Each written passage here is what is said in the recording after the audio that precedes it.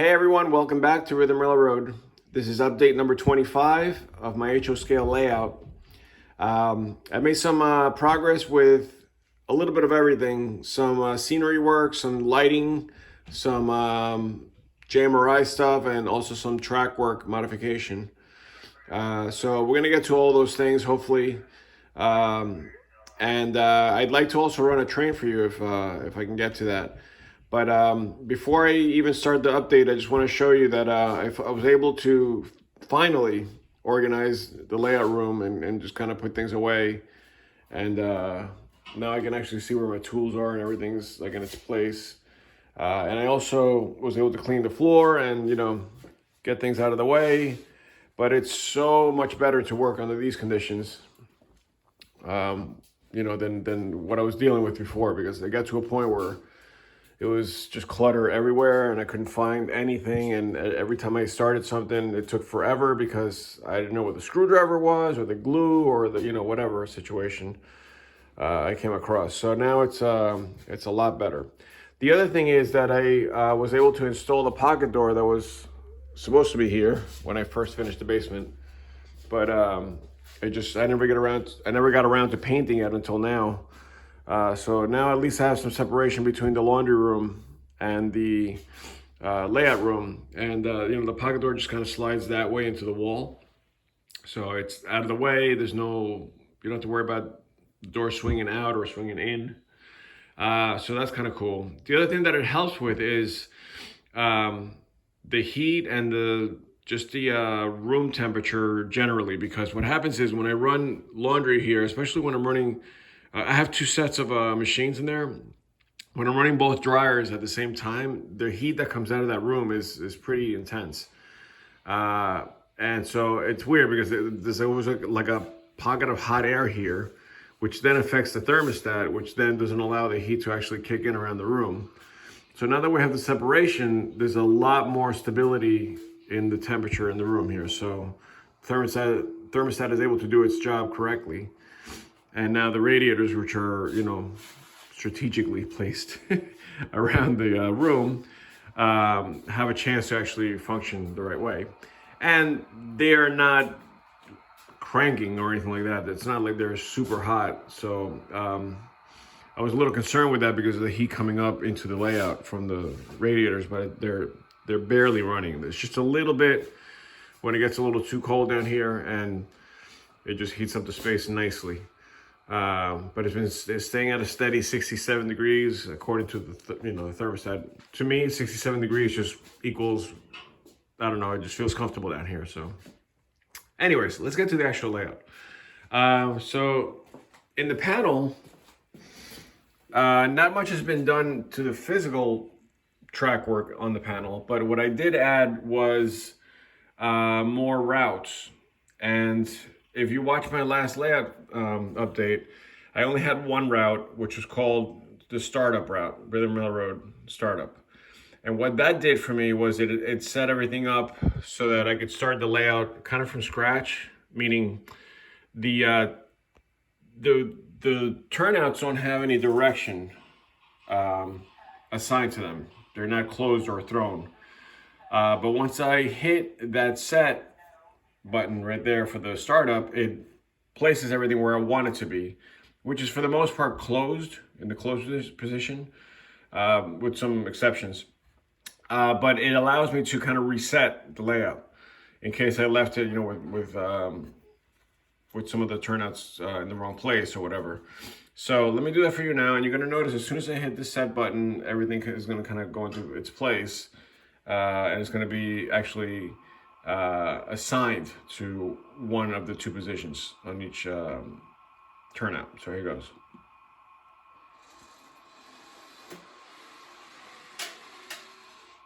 And as you can hear behind me, all the tortoise machines are going crazy because they were all in the wrong place. So now I know that when I run my train, I know exactly where I'm going as far as where the turnouts are. I don't have to be guessing, and I don't have to do it manually like I was doing before. I was literally like resetting every single turnout manually with the mouse. So that's definitely convenient, and I did show that last time. Now this time, what I did is I added my staging routes just to make things easier. So as you can see, I have my 4 tracks for inbound, 1, 2, 3, 4, and then I have my 4 tracks for outbound. And then I just kind of made the window small and I kind of tucked it away in the corner here so I have access to it as I'm seeing the block detection here. Now, what does that allow me to do? Well, now instead of saying, well, I need train, let's say I'm this third track here. I need the outbound train to be lined up to exit. Well, I would have to, originally what I was doing was hitting this turnout and then hitting that turnout. And then making sure the other ones were also aligned. So now, instead of having to do that, all I got to do is hit the button for outbound track 3, which is what I'm looking for right here. And then that takes care of everything for me. So as you can see, it switched that and it switched this. Similarly, if I wanted to do track 2, if I had a train on track 2 that I wanted to use, then I could just hit that set button. And as you can see, it replaces the other one, and then it allows that. So not only is it convenient, but it also keeps everything neat and clean, so you don't have things thrown all over the place. So that's kind of cool. Now in today's video, we're gonna run the train that's on 4, I believe. Yes, track 4. So I'm gonna do outbound 4, which is this guy here. And there you go. So now I'm lined up to just basically take the train right out into the layout. Now, the only thing I did not include was this turnout here. Let me just get my mouse. Oh, this turnout here. Because originally I wanted to. I was going to make all my inbound sets, all my inbound routes, make this turnout go into the thrown position, and then all my outbounds into the closed position for obvious reasons. My outbound trains are going straight out. But I decided against that because let's say I have a train that's just kind of sitting here waiting, because I can't do that. I have a long lead here. So I just have it waiting for another train to come in. When I hit the inbound set, it's going to turn it, into the diverging route, and then into whatever track I decide. But then as this is coming in, if I go and hit and switch the outbound turnout, then what's going to happen is it's not only going to switch that, it's also going to switch this back to where it was. I think. But I just to keep things kind of safe, I just decided to not do that. I guess there's a way to do it so that it doesn't affect the other one. But I thought it was simpler to just do it that way. So this one I'm doing manually. I always set it so that it's closed in the beginning, and then I just do it manually, because I figure the first thing I'm going to do is take trains out. I'm not going to be bringing them in. So anyways, that's that. So that's the only thing I added in JMRI was this here. So we're going to just select our train that I'm going to take out, which is, this train is quickly becoming one of my favorite trains. It's my cement, and it's supposed to be gravel, but I have coal cars on it, but whatever. So let me just fire up this bad boy here. This is number 2594. Oh, the other thing I did, which is not really Panel Pro, it's more Decoder Pro, is I finally was able to disable the automatic startup that Athearn locomotives generally come with the Tsunami 2s, because that was driving me crazy. I had to mute the engines every single time I started the layout. So now at least I know I can turn the layout on and I'm not gonna have locomotives going crazy. So the way you turn it on now is basically just increasing the speed and then just bringing it back. So that's my startup right there. So as they're starting up, the only other thing I want to kind of show you about JMRI is that the signaling is now fully in place, meaning I have my SC8C on the board. and it's permanently on the board now. So now I can run my wires over to all the signals that I will be eventually putting on physically. So all the software programming that I did for the signaling through JMRI is working correctly. And up here too. I still have to add these, and I still have to add all the crossovers here. But I'm messing around with what kind of signals I'm actually going to be placing on the layout, whether it's going to be a bridge or single masts, or I just picked up 2 of the BLMA cantilever signals. So because I have some situations where I can't put a mast in between the tracks because of spurs and things that are in the way. So I figured that would be better. So I was able to get 2 of those from eBay. I found them and I was able to bid on them, and luckily I got them. But with that said, let's take this train out. So as I move forward here,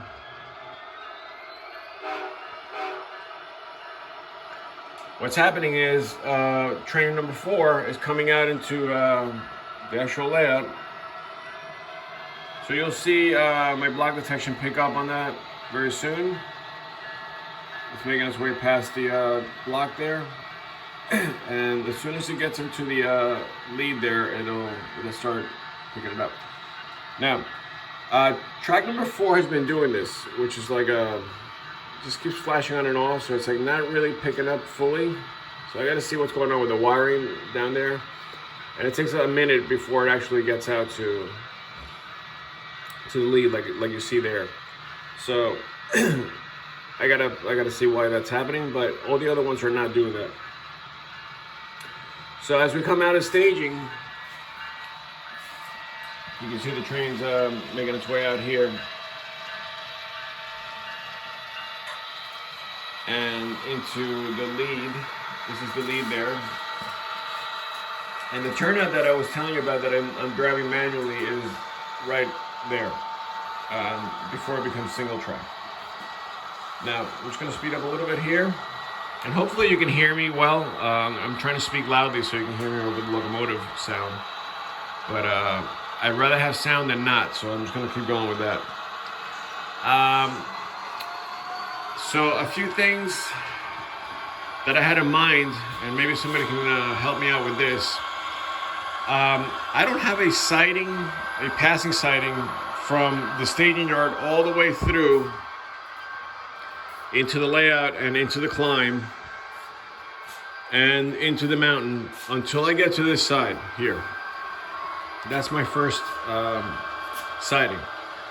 So after that point, I have 3 or 4 opportunities to pass a train, but before that I don't. So, and it's not because I meant to do it that way. It's just that I don't see a possibility of adding a sighting anywhere else, with the exception of this area here. So as the train comes out, what I would love to see is a sighting here that culminates like around here somewhere, which I think is plenty long. But the problem is that this is my reversing section. And I know that I can put another track here connected to the reversing, bus wires, and it'll reverse that siding as well. But my concern is, and this is just me not knowing, if I have a train sitting in the reversing section on the siding, and I'm taking this train out, when it gets to the next block and it flips to polarity, is that other train going to be affected if it's sitting there? I don't know. So that's my question, and if anybody has an answer to that dilemma, please let me know, because that would actually relieve a lot of the problems with getting trains back and forth without having to wait so long for a train to come by. Not that it's a huge deal, but it would definitely be more convenient. The only other thing that I was thinking about in that addition of the siding is that because this track is set kind of like at like a little bit above knee height, I'm afraid that if there's too much trackage here, it's gonna and people are working on this layout, this part of the layout right here, that there might be a lot of like you might be like bumping into it and stuff. So I don't know. It's not that much it's not going to encroach too much by adding one more track there, but still, it might be a problem later on with people just hitting it and whatever. So as we make our way up, nothing really has changed here. The gate is functioning very well still, and like I said in the last video, it's the second level that's giving me a little bit of grief, only because the winter time has caused the wood to kind of like spread out. So it's not that I'm getting derailments, it's just that I'm getting that gap is getting bigger and bigger. So as the trains go through there, it's a, you know, you hear it, it's a big jump. So I'm thinking of replacing this track here from like, let's say from like here to like around here somewhere. And I might just do sliding rail joiners and make this gap a lot smaller. Just to, you know, just to make that run a little smoother. Because the other side is fine. This side never opened up. Probably because it's the side that's, you know, pivoted or attached. But anyways, that's another little thing that I'm working on. As we make our way up, there's been no progress on the CSX line with the exception of this new bridge. That is what I really wanted to show you. So you have, this is the old bridge that we've, sorry, I had to do that. That we've been looking at in the last few updates. But then what I did is I very fearfully replaced this section of spline with this bridge, which I had in the plans, but I've never built a curved deck trestle bridge. So I tried to build it as smooth as possible with a very wide radius. This way, you know, I wouldn't have to fight the you know, the way the line came across, and also because I think it looks a little toyish when you have a curved deck bridge like this that's too tight. Because then the decks actually, you know, they curve out too much. So I think this is a great. It's like barely a radius. It's barely a curve there. I'm just going to stop the train right here for a second so I can just talk you through this. But the real reason for this bridge was for CSX to be able to get under it. So CSX comes from here, the double main line, and it's going to have obviously two bridges here that cut across. Then it's going to continue through here. I got to add a little piece of wood here. And this is the double main line that's going to duck under and kind of do like an S-curve into what would be the yard back there. So I wanted to get this done because it was hard for me to visualize that whole thing. So, you know, not only is that going to free up my ability to lay down tracks for CSX here and actually complete the loop, but it's also going to allow me to visualize how this is going to be scenic and where the mountains are going to be and things like that. And I don't have to fear like having track and other stuff done already and then have to start cutting the spline later on. So I'm glad I got that out of the way. I did have to modify the approach here because it was a little bit closer to me on the original approach. So what I did is I basically cut out more spline than I needed. I went all the way back to here. As you can see, I cut that out, and then I was able to push this back further and straighten out the track and then just add new spline back there. So this, I'll eventually just trim this out, but you know, I didn't want to mess with it too much because it was so close to the bridge that when you start pushing on the spline, it starts putting pressure on this part. So I tried taking the screws out and like kind of like, you know, letting everything kind of like slide. But the problem is that I had the cork glued on top and it wasn't allowing me to do that. So before I made a mess, I just decided to just, you know, just cut it and just add new spline back there. So, you know, it's kind of like in like tiers, right? So it's layered. I just kept pushing it back so that I can get that approach a lot cleaner. So now that I have that, it's a lot better. One thing that I forgot to show you because I was busy telling you about the bridge is that the signals are now working correctly, where once I pass, this was green on top, green or red. Once I pass that block, it drops down to red.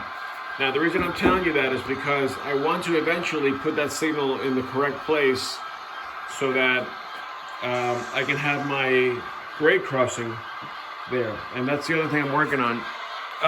Just gotta get it here. So I cut out this section of masonite board to help me kind of visualize where this road's gonna go. So I'm just gonna do this without, hopefully without knocking anything over. So this is where the grade crossing basically is going to sit. Really knocking things over. But right around here somewhere. And the curved road is gonna go down. It's gonna curve, comes down, it's gonna be, sloped. As it comes down, it's gonna go parallel to the CSX, but then it's gonna cut across CSX and duck under where that bus is right there. That's how the road's gonna travel. Now, this road is actually gonna be out further, so I'm adding another section of benchwork right here. That's gonna actually meet up with this here. So I have room to, get it away from the CSX line a little bit and then make it look more realistic on the approach as it comes up and around to there. So the reason I'm saying that is because I want to put that signal before the road crossing. So the reason for that is that if there's a train that's coming up, but there's traffic on the other side on the siding, and it doesn't have a green, rather than have it wait all the way up there and block the road, it's going to be waiting here on the red signal until we get it clear, and then once the train gets going, then the crossing gates won't be down for hours. So I think that's the smartest way to do it. And then maybe I'll have like a secondary signal up ahead. I'll show you what I mean. So because it's a long way before you actually hit the turnout for the siding. So we're gonna continue here. And as we get around this mountain, I figure the signal should be right near the entrance of the tunnel. So as it's coming up here, maybe I'll have the signal sitting right in that space there. So it'll be almost like almost like a confirmation that we are clear to go ahead and go into the siding or the main line or whatever. But yeah, I just love this train. I just love these little hoppers. Anyways, come around. And now you're gonna see that the signals are actually red until we cross the locomotives past that block. And there you go, now it turns to green. And that actually wouldn't happen if I had resistors on these cars. It would actually wait until the entire train was in the block before I did that. But since I don't, it's not seeing these blocks.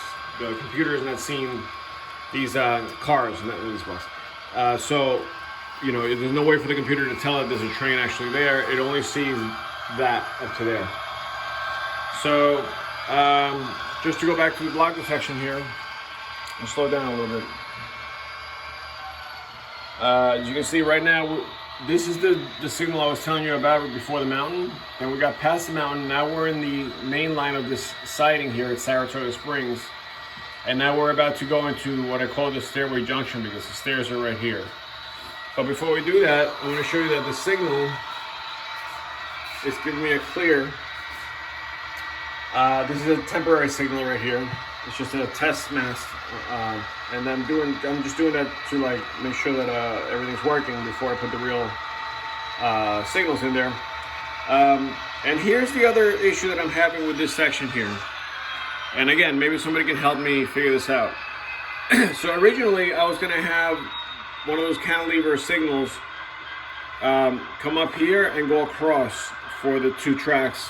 This is the siding and this is the main. But I have a spur that comes out of here, and that's where I'm running into a problem. I figured if I put the signals before the spur, then let's say there's a train here that needs to get ahead and then shoved back into this facility. Well, this train can wait here without fouling up anything. If I put the signals past the, like they are right now, past the spur, then there might be a train blocking this spur and then nothing can happen. So I'm kind of leaning toward having the signal bridge here, which was my original plan, right here somewhere, so that I don't block that spur, and I can do work in front of both trains or whatever. But if somebody has any better ideas, please let me know. I know theoretically you would have to ask permission anyway to do that, so you'd have to wait for clearance. So if there was a train sitting on this, on this turnout here, waiting for the next block to open up, whatever train needs to get to that spur would have to wait until that train had clearance. I guess I could do it that way, but let me know if you have any input on that. That would help me out a lot. All right, so continuing on here, this spur is probably going to be a lumber facility in here. So I'm probably going to do like a building, like a main building in the back here, and then maybe some kind of like storage tracks here, or maybe this is where you keep all the actual lumber piled up, on the racks and stuff. I don't know yet. I'm kind of messing with that. And then I'm going to have another grade crossing. Oh, as you can see, the signal dropped. Another grade crossing is going to come through here, right in front of the signal. Right now it's in front of the signal, but eventually the signal will be before the road, so that again it's the same situation. This can stay open until we get the clearance to go ahead to the next side. All right, now let me just before we get to this next block here, let me just go back to the panel and see how we're set up here, because I have this scenario that I've been kind of working on, and I wanted to kind of show you how this would work. So this is my industrial area in Fort Edward, which is going to have heavy industry here. So it's going to be a paper plant on this whole section here, cement plant on the corner on that side of the layout. This is going to be the gravel part of the cement plant on that side, maybe it's sand and gravel. And then over here we're going to have either a chemical plant or some kind of there's like a tissue company or something, but I'll probably go with a chemical plant there. But the idea is that, as you can see right now, there are two trains in this area. There's one sitting on this side, on the siding, which is trying to access or trying to work this area here. So I don't know where I'm going to put the turnouts, but let's say these three covered hoppers have to go into like a track that goes into a building that's sitting here, or some kind of like loading and unloading here. So that train can be working here. The other train that's coming through can go around it through the siding, but then what happens is that train is on the opposite track over there, trying to work out any kind of switching here, which would be for the cement plant. Okay, so now this train can be working also, but as we come in, we would need to cross the through train over. So I'm gonna just cross switch the crossover here, and now I can have the through train while these people are working on the facilities here still come through. Just speeding it up here without any problems. So once I figure out how these are actually going to work, yes, there's not a lot of room to work here, but it's enough to, if you have a cut of cars near the locomotives, you can do it this way, or if you're facing the other way, same thing. You have a little bit of a lead up to like here to kind of go back and forth and work any industries that are, on that side. But now the train is obviously going to make it past here, and on the crossover, it'll then avoid that train over there. So just take a further look back here. And that, I think, is going to make things so much easier. And it's going to make things a little bit more interesting also, because now you know, you can ask the dispatcher for permission to cross over there, and it'll be just one other layer of you know, of interest for that. So obviously these signals here are going to get hooked up next. This is where we're making it over to the second layer of the gate, which is where I always get a little bit shaky. But as you can see, that's fine there. It's this one here that that has a big gap. So let's see how it behaves today. It's my first time running it. Yeah, there's a little jump. It's actually not too bad. But there's been times that I come down here and it's, you know, it's a little rough. And I guess it also depends on the actual cars and how their wheels are. But some cars tend to go very smooth through there, and other cars are, you know, jumpy. Like these, I don't know what kind of wheels are on these cars, but they're a little more jumpy than the other ones. So now we're entering the Whitehall transfer yard here.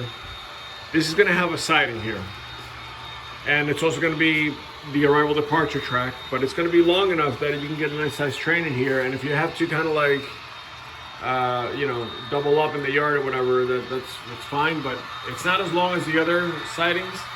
But at least you can get, you know, you can get a decent sized train in there. So just talking about passing sidings, you know, you have the one after the mountain, that's one. You have that one, that's two. And then this would be the third one. Then you get up into the helix, which is, you know, I can't do anything in there. But once you get on top, that's where the fourth and the fifth one are going to be, potentially. So as we go into the helix, which is, you know, inside the mountain here, once it exits the helix, this is where my return section is. So this dictates, you know, the train's coming in that way and the train's going out this way. But there is a turnout here that's going to be for a spur, for a siding that's going to sit here. It's probably going to be pretty long. And then there's another siding that's going to be right after it over there. And I'm kind of considering doing like a mini yard over there so we can have, you know, a little bit of upper level staging. But we'll see. So now that we're like kind of in this room, I want to tell you what's happening, because I didn't get to tell you before. I added all of this backdrop here. This is all new. This wasn't here before, and it came out great. Actually, I did it once, and then I didn't like the way it came out because this was actually too high. So by doing it this way, it allows me to not have to lift the mountain behind the tracks too high. But there's going to be obviously a mountain here, and there's going to be a little bit of elevation behind the tracks here as it comes around to show kind of like that, but less aggressive. So that's all new. Then what I did is I added this fascia, which not only allows me to dictate where the levels are going to be, and then now it's a clean break between where things are, but it also allowed me to put lighting behind it, which is nice because it you know, it lights up my second level. But the other part of that is that it allowed me to also create a surface area for the third level, which was freaking me out. Because, you know, this third level is just, it's like on a cliff the entire time. So now at least there's some kind of scenery in front of it, or some kind of like place for the train to land on. But as you can see, I still have to add more here. It's going to be the same concept. So I'm going to be doing like these cross members that are going to sit in front of the siding once I do it.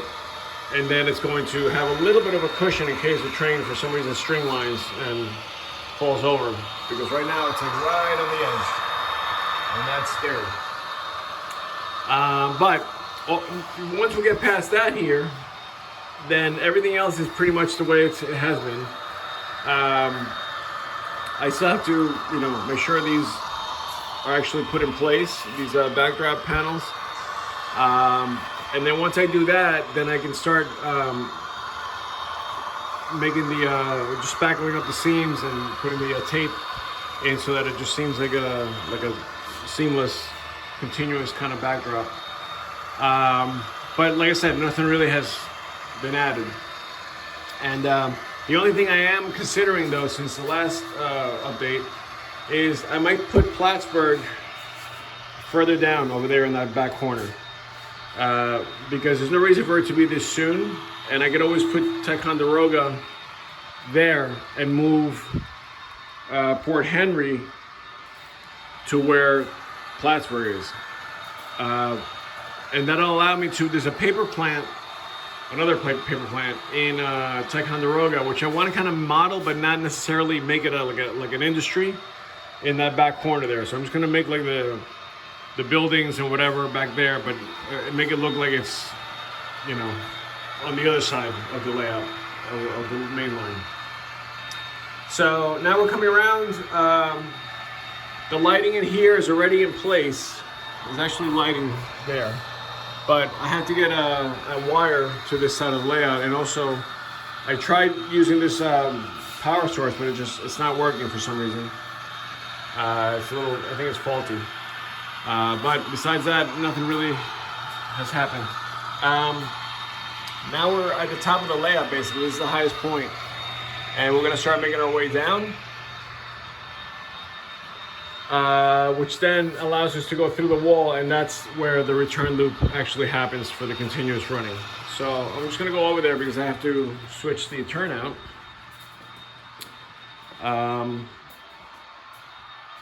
And like I said before, the signaling has been work in progress, but it is set. So as you'll see, when I switch this turnout here, that the signals actually switch. So you can see the train's coming through here. It's detecting, and now we're lined up to go back into the helix and back south. So we're at the most northern point right now. And you can see we have green here, and everything else is red, so no other trains can go through. And I did add this backdrop panel also here, and I cut it so that it would go under the beam and it would match the line of this backdrop panel here, but I actually don't like it. I'm going to take that out and actually cover the beam. I'm gonna go like just straight by the ceiling line there. Because I don't want to have this break. It just looks a little weird. When I stand back, you know, it's like, it's all neat like this. It's all lined up, and then all of a sudden there's like a drop there for no reason at all. I could just continue that all the way through, and it'll look a lot more uniform. So guys, that's about it. This is the return. So now we're gonna go back the same way, all the way down to staging. So while I drink my coffee and follow this train down on this rainy Saturday day, not night, I'm gonna let you guys go, and I hope you enjoyed the layout video, number 25. I can't believe I'm saying that. It feels like I just started this layout, but here I am on the 25th update, so that's kind of cool. And hopefully nothing major will go wrong. I've had little things here and there with track kinks and, you know, little things like that, but I've been able to resolve most of those problems. Let's see what happens when the spring rolls around and everything starts to move again. We'll see. But until then, I look forward to update number 26. I'll see you then.